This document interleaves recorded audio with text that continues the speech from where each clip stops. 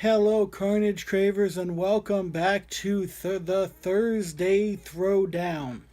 What a week it was in pro wrestling. We're going to dive right in here and we're going to talk about Monday Night Raw. Alright, so they kicked off Monday Night Raw with Enzo Amore coming out. They announced that it was going to be Enzo versus Big Cass at Great Balls of Fire, and Enzo talked a lot of smack. He has no prayer of backing up. And then we go into the back, and Cass is doing a little interview, and Enzo jumps on his back like a psychotic little monkey and starts trying to beat him up. And then they get torn apart, and yeah, this has the potential to be very good for both of them. Okay, because here's the thing. One thing you can't do, you cannot have Enzo beat Big Cass. That will kill Big Cass's push. Okay, but at the same time, you can't have it be. You cannot have it be a really quick one and done. It can't be an Empire elbow and it's over. Okay, because that kills Enzo. This has got to be a brutal ass match. This has got to be Big Cass brutalizing Enzo and Enzo not staying down. So Cass has to smash him over and over and over and over again. And Enzo just refusing to stay down to the point where, either you finally have Cass be able to beat him, or this might even be better. Cass can't keep him down. Let Cass get so frustrated that he just grabs a chair and beats the holy hell out of Enzo with it. Technically, Enzo wins because it's by disqualification. Okay, but it protects the heel and it protects the babyface because, first off, you gotta make Cass look dangerous, and you have to get people to feel bad for Enzo. It accomplishes both. It's the way to go. So moving on from there, Sasha Banks and Bayley had a tag match against Nia Jax and Alexa Bliss. I almost fell asleep during this match. It just sucked. It was bad. Sasha ends up making Alexa Bliss tap out a week before Great Balls of Fire. I tend to think that Alexa might be hanging on to that belt. Okay, Braun Strowman speaks with Kurt Angle. Braun claims Roman Reigns will not be at Great Balls of Fire. Kurt Angle says, yes, he will. Braun says, there's no way. Kurt says, yes, he will. And so, therefore, Braun says, well, I want competition. That's what he keeps saying. But, they don't have much in the way of competition for him, do they? Anyway, so then we go away from that, and Miz comes out from Miz TV with his cronies. Joe Henning there. What do they call him? Curtis Axel? Yeah. And little Bray Wyatt Jr., Bo Dallas, they come out. I don't know who dressed Bo Dallas, but boy, buy a mirror. What the hell are you wearing? One glove? And what was with that bandana? Son, this isn't 1992. No. Just no. Alright. Anyways, Miz, as usual, with a fantastic promo. And then Dean Ambrose comes out, and Dean Ambrose wants his rematch. And then Heath Slater and Rhino come out, and Heath Slater, he wants a shot at the IC title because he recently pinned Miz. And Miz, in true heel fashion, telling both of them no, no, and no. And then Kurt Angle comes out. And he says that Ambrose will be get his rematch at Great Balls of Fire. And that Miz will be defending that night on Monday Night Raw against Heath Slater. And that match was happening right then. So, Miz had his match with Heath Slater. Miz won. albeit there were distractions involved and yada yada, but Miz still won. Ambrose came down to try and get a leg up, but because of the cronies and everything else, Ambrose got laid out and left in a heap in the ring. You know, I don't really know which way they'll go on this one. They might put it back on Ambrose. Personally, I hope not. I don't think that belt really does Ambrose any good.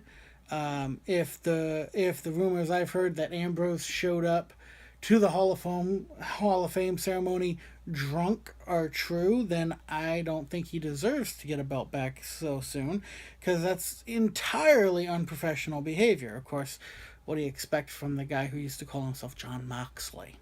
Ridiculous.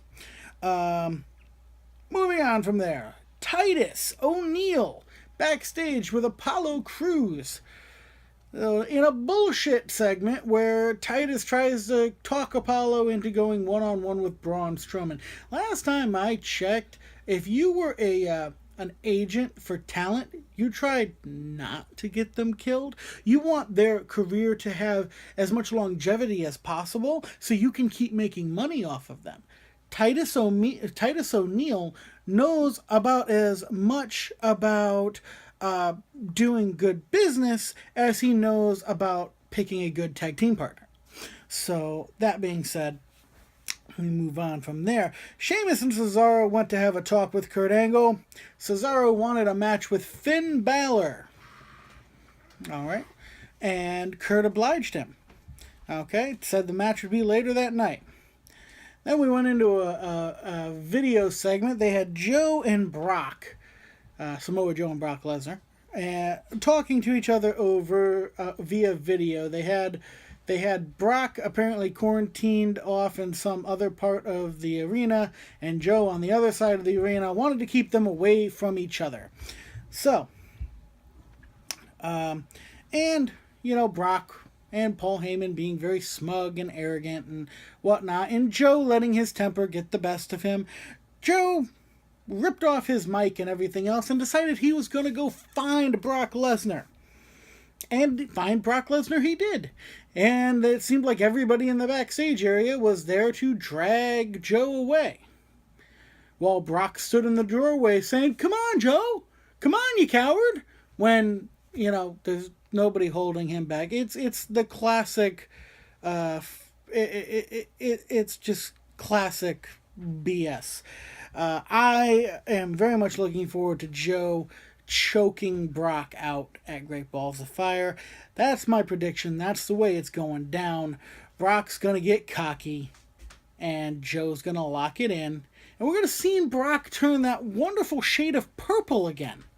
Like, seriously, like, I tried to mix my Kool-Aid to that exact color while it was happening before, and I wasn't fast enough.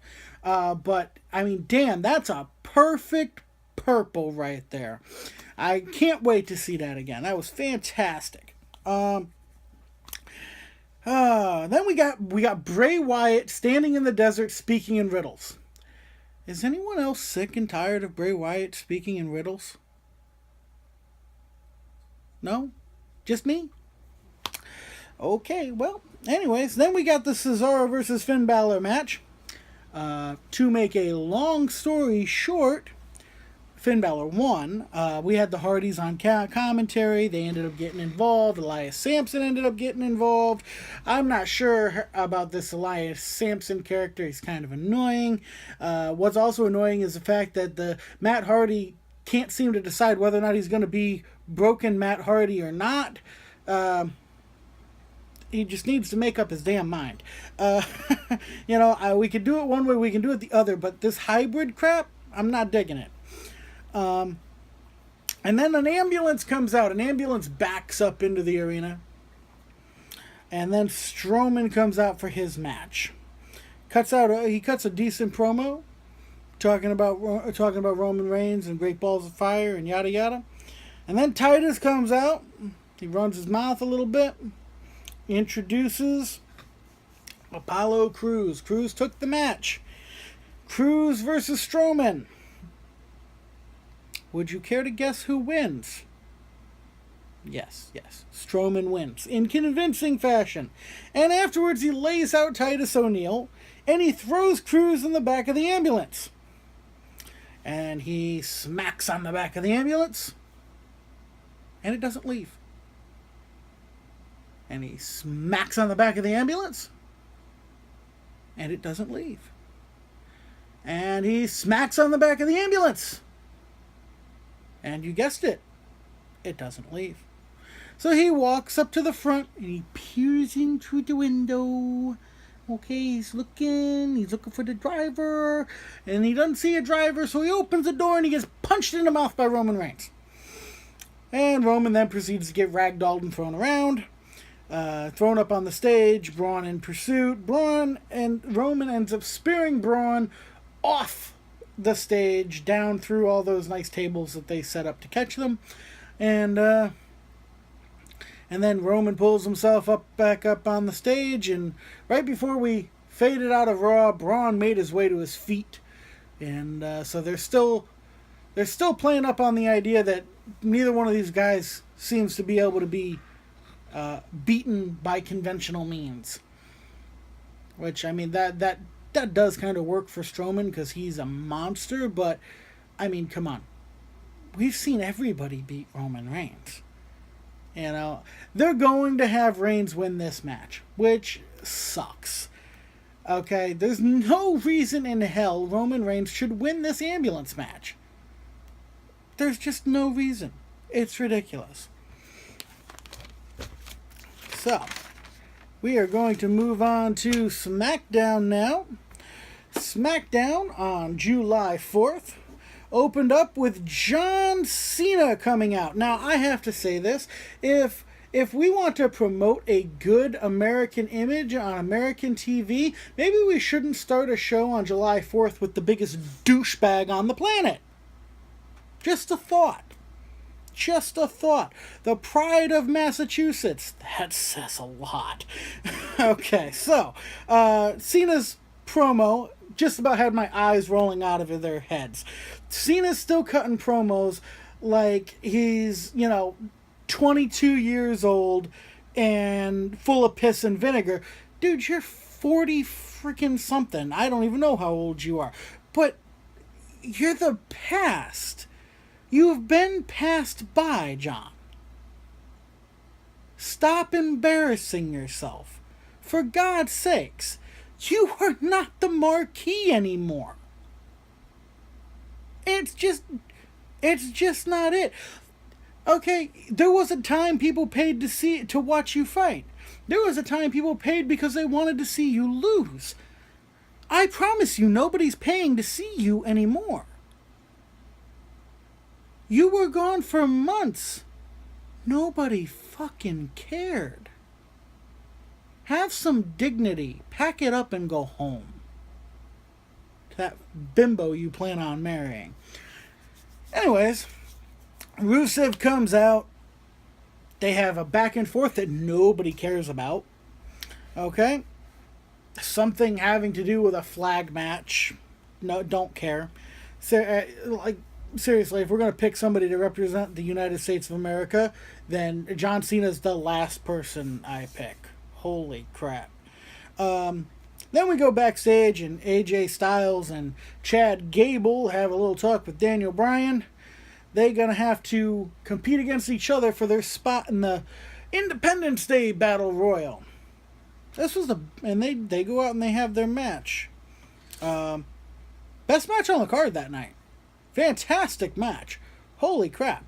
AJ wins, but that takes nothing away from Chad Gable, who put on the show of his life. So AJ wins the match. He goes he's ready. He gets entered into the Battle Royal. Then we have a backstage segment. A lot of backstage segments. With Zack Ryder and Mojo Rawley. Ryder telling Rawley that he entered both of them into the Battle Royal. And they have some back and forth that nobody cares about. Let's see. Carmella and Ellsworth come out. And Carmella gives her is doing a promo. Okay. Naomi comes out with a ridiculously stupid neon light up version of the Women's Championship. Someone needs to tell this woman that she's a representative of a Fortune 500 company, that she is the champion on a brand. She's not getting lost on her way to a nightclub. She's not a techno diva. She's supposed to be coming off as a serious athlete. Last time I checked, serious athletes do not light their shit up like a fucking light bright. I'm calm. Excuse me. So, Naomi comes out. Okay. She talks some shit. And then good old Goatler comes out. For those of you who did not catch that reference, Daniel Bryan looks like a goat, and he acts like Hitler. He's Goatler. So, there. Goatler comes out, and, the entire freaking audience is doing that stupid yes chant. I've never seen so many sheep following a goat. It was hysterical. So, anyways, moving on. He came out there to flex those muscles that are atrophying now that he sits on his ass all the time, and to throw around his power. It's to throw his weight around and abuse his power. He banned Ellsworth from the arena, which is fine. That's fine. He fined Ellsworth $10,000. I don't see where he needed to do both of those things. It's a little stiff of a punishment, but whatever. And then he suspended him for 30 days, which, that's even more. Okay, how are you gonna hit a guy for 10 grand and then say, oh yeah, by the way, you're not making any money for 30 days? Do one or the other. You don't need to do both. Seriously. And especially all three. And then to make matters worse, he threatened that if Ellsworth didn't follow all these rules and leave right that very second, he would strip Carmella of her Money in the Bank contract. Which, let me put this in perspective for you, okay? Let me switch shit around real quick and put this in perspective for you. Let's say that Miss Bimbo over there, Nikki Bella, let's say she fucked up, right? Let's say she screwed up. She got herself in trouble. And John was the world champion. John Cena, that is. And they told her, okay, that if she didn't do something, they were going to strip John of the world title. Would that be fair? Does John have anything to do with what Nikki did? How can you punish him just for having an association with her? It's not right. But Daniel does it because Daniel wants to do it. Daniel's might possibly be the biggest abuser of power we've seen.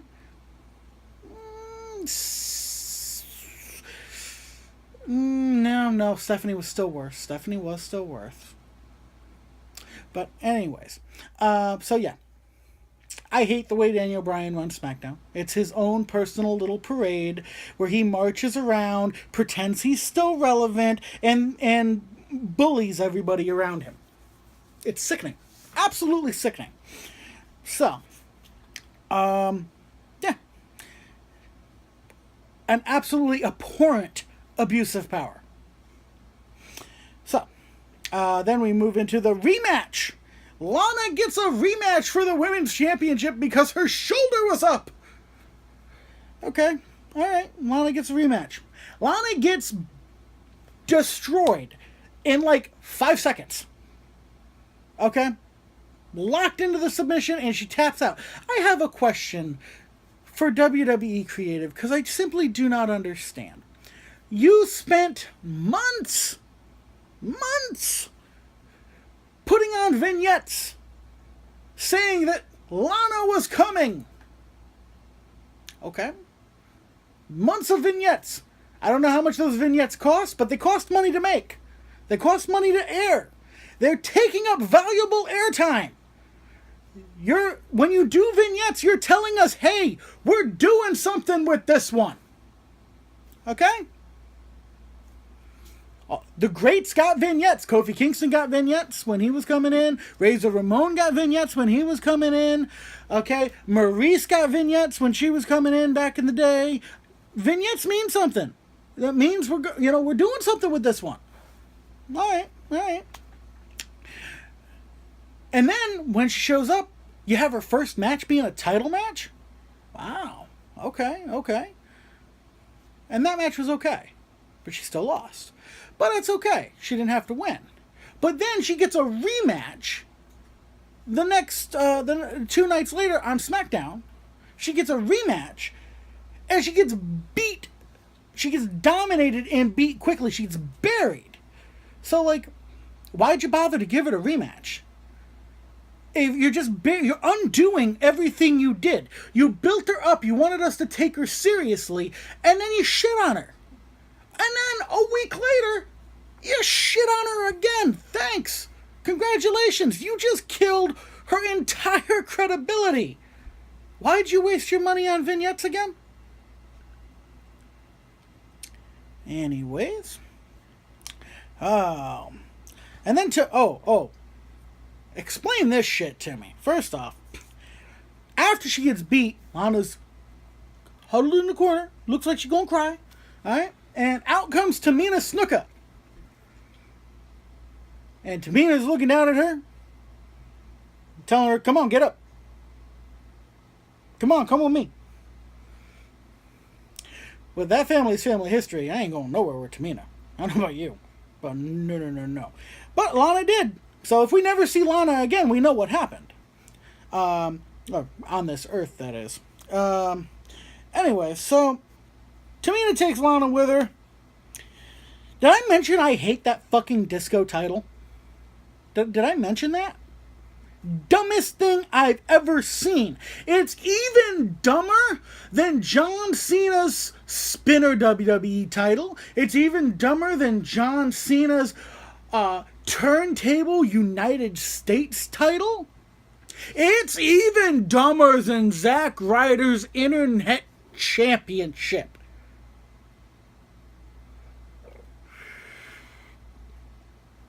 Okay.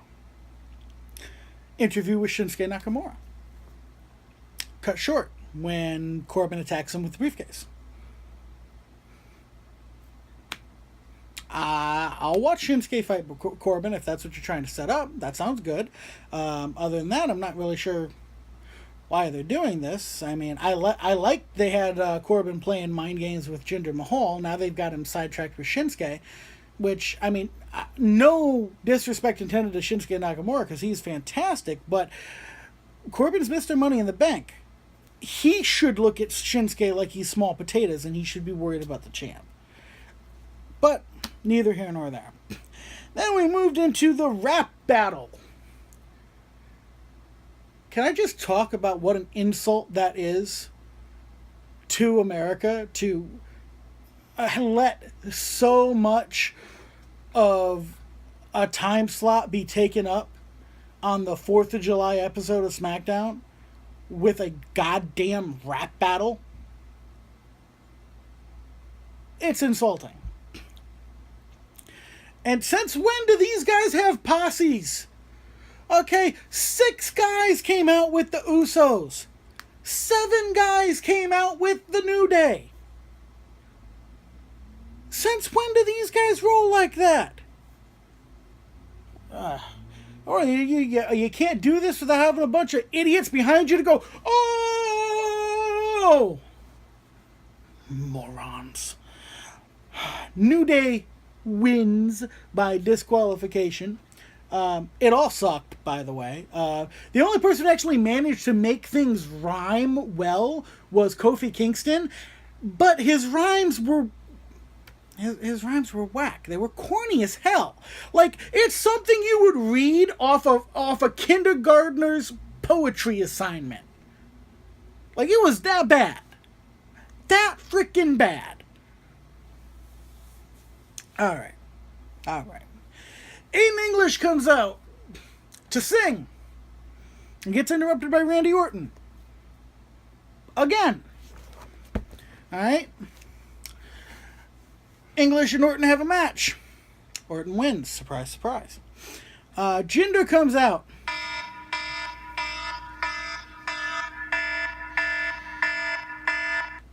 They're coming for me. So anyways, Jinder comes out and talks some shit. Accuses everybody of being xenophobic and racist. Says that people don't like him because he's Indian. Which is funny because, we all liked Khali. Khali was actually Indian. Actually from India. Okay, let's backtrack here. Do you know where Jinder Mahal's actually from? Because, yes, he is Indian in the sense of that's where his family comes from. But Jinder, second generation, born in Canada. Ever notice the most arrogant, self-righteous pieces of garbage seem to come from Canada? Bret Hart, Natalia, Justin Bieber.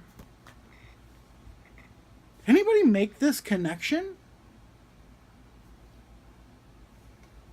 Anyways, moving on. And Orton puts him in his place. Tells him that people don't hate him because of his skin. People don't hate him because of the way he talks or how he looks or yada yada. They just hate him because he's a jackass. Very well put. Alright, and then Tyler Breeze in drag. This guy seems to like to dress up in drag for some reason. Has questions for Ty Dillinger. It was we could have done without this segment. Seriously. Then Maria and Mike Kanellis had an interview with Renee Young, which was interrupted by Sami Zayn when Sami was stretching and knocked something over. I think he might have knocked over his little rug there because he was stretching. Never mind. Anyways, so that was the deal, and then Sami went out to be the first entrant in the Independence Day Battle Royal to decide the number one contender for the U.S. title. Many people in the Battle Royal came down to Sami Zayn and AJ Styles, and AJ won. And if you didn't know AJ was going to win when he won the fight with Chad Gable, well, then you don't really have any idea how booking works in the world of pro wrestling. Of course AJ was going to win.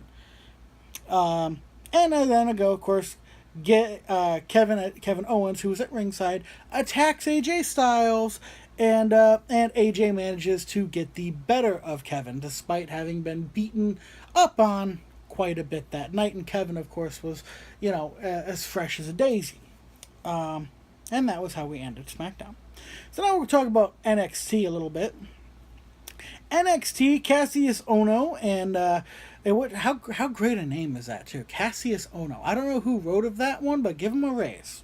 Only a penny, but give him a raise. All right, Cassius Ohno and Hideo Itami, they had a match with Sanity, Alexander Wolf and Killian Dane. And they had their match with Sanity. Definitely not a bad match. Sanity is an interesting set of individuals. Alexander Wolf is a little weird. Killian Dane is he's just a bulldozer. I'm curious to see how he'd do in singles competition, because he is like a boulder. Like, nobody's picking him up, nobody's throwing him around, and he's just gonna run through you. So he's intriguing to watch. But Sanity wins the match. And then we went into what would be the first of many interview segments on NXT. Interview with Ember Moon, talking about how she's rehabbed and she's coming after Asuka. And she's interrupted by Ruby Riott. Ruby Riott? Oh, God. Interrupted by Ruby Riott. Who thought of that name? That's horrible. He interrupted her and basically said, no, I'm next in line for the title, and who cares? Neither one of you has beaten Asuka. Asuka has been NXT Women's Champion for well over a year at this point. Like, they have stacked the deck. She's won triple threats, last woman standing. At this point, I mean, Asuka might move on. She might pull a page and still have that title when she gets called up to the main roster. Let's hope that's the only actions she does to mirror Paige. Anyways. And then we have an interview with Drew McIntyre. Talks about how he's going to go after the NXT Championship. I'm happy to see Drew McIntyre back in the WWE.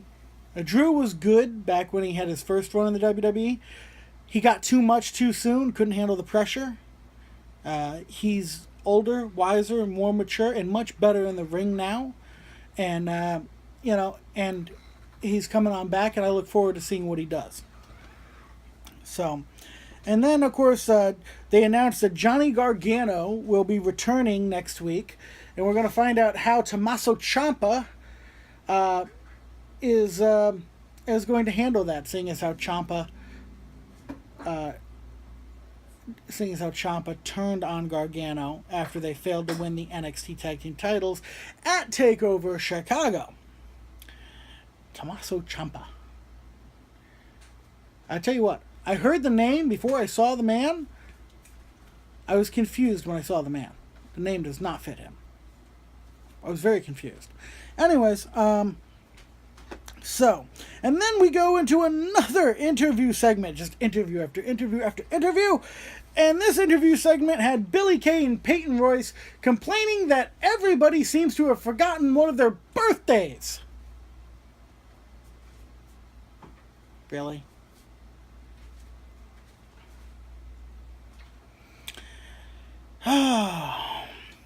Moving on. And they storm away, and Andrade Cien Almos, and I probably said that wrong, gonna have to forgive me. I got kicked out of middle school Spanish for saying something inappropriate to the teacher.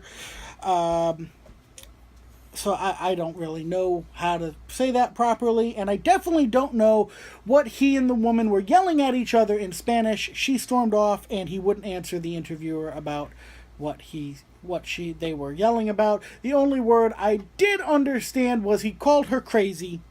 I know what crazy means. So, I don't know. Soap opera bullshit. Don't give a damn. Don't know why it was in there. Then they had an interview with Roderick Strong right before his match with Bobby Roode. And Roderick didn't say much.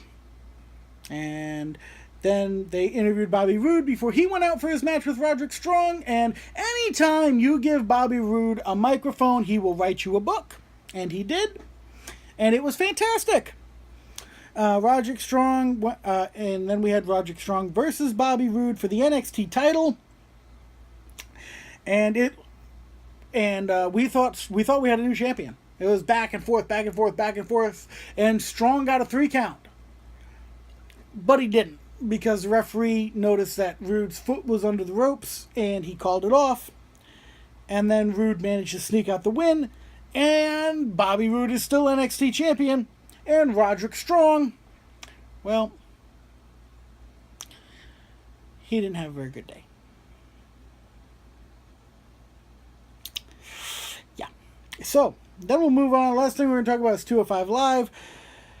205 Live is really hit or miss, because sometimes it's fun to watch and sometimes it is painful.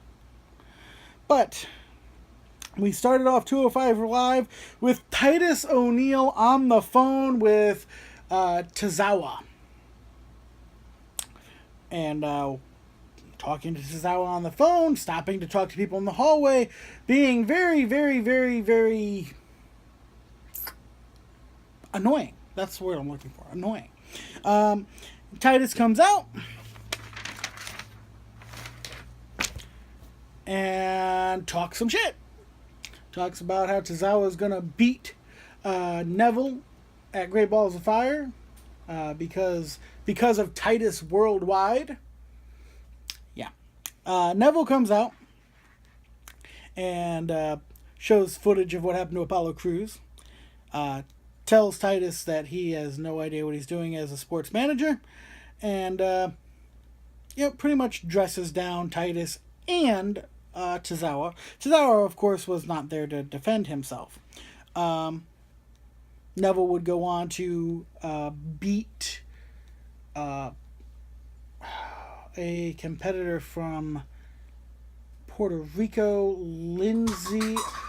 I don't remember the guy's name. He wasn't around long enough for me to learn it. Neville wiped the floor with him. Then we went to a backstage segment with Rich Swann and TJ Perkins. Why do we seem to be going backstage so many freaking times this week? I don't give a damn about whether or not TJ Perkins cares what Rich Swann thinks of his behavior. I don't care. If you do, that's good for you. You must have a very boring life.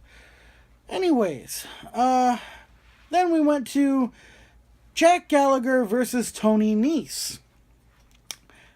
Great match. Love watching Jack Gallagher work. I've talked about that before. Gallagher wins. Fantastic for Jack Gallagher. Thank you, Tony Nese. Don't forget to take your shot. Can't have your arms deflating. And then of course we have a surprise segment. Brian Kendrick on the Titantron there, with his history of not so great Britain. Oh, this was funny. No disrespect to Great Britain, but just his delivery on all of this was very, very funny. I laughed. I chuckled. Chuckle worthy, you know. And then of course, surprise, surprise, we go backstage again with the backstage, and this time it was painful. Really, really painful, because this time we got Alicia Fox and Noam Dar. I'm so over this. Like, what is this? Like, this woman. Okay, for those of you who haven't followed this, Alicia Fox was dating Cedric Alexander. Then they broke up, and she started dating Noam Dar. And she has made it her life's mission to make Cedric Alexander's life a living hell. And Noam Dar keeps getting his ass kicked by Cedric Alexander. Alexander wants to be done with it. Noam Dar wants to be done with it. And Alicia Fox keeps insisting that they go after Cedric Alexander. Listen, Noam, I got news for you, son. That bitch ain't into you. She using you. The ass ain't worth it, brother. Cut and run. Come on, seriously. Oh... And then we had our main event. Rich Swann versus TJ Perkins. The match was great. Okay, the match was very, very entertaining, very athletic, very high-flying. They even managed to make it look like a fight. Some of the time. Okay? Very good. They really played up the whole of TJP starting to act more sportsmanlike. Swann wins. We get a handshake at the end. It's, oh, he's coming back to the good side. Who gives a fuck? And that was the end of 205 Live. So,